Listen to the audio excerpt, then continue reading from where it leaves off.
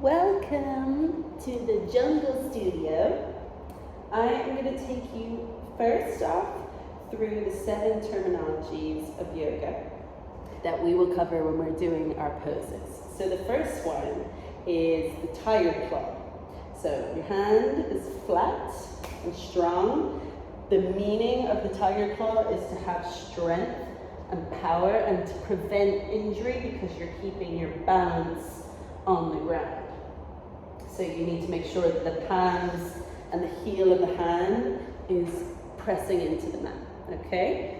The next one is our spider fingers. So this one is more for stability and awareness. So you can touch the mat, but you're not actually balancing all your weight on your hand, just pressing the fingers into the mat.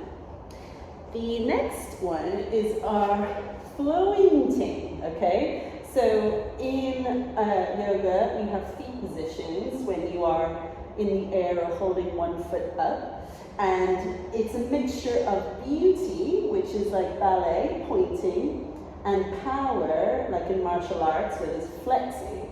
So flexing and pointing, you have flowing ting. So we have a flex, but you are pointing the foot, so you're flexing out the toes, and it's just to keep a strength in the whole part of your legs, so the front and the back.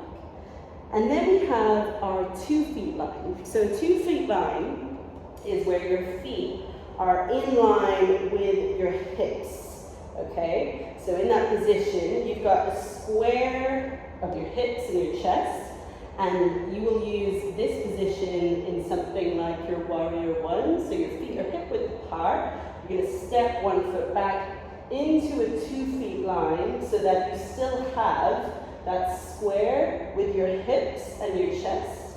And if I was in a warrior 1 position, I have the back foot slightly at like a 45-degree angle and the front foot is facing forward. I'm going to square my hips forward so that there's like a box between my chest and my hips.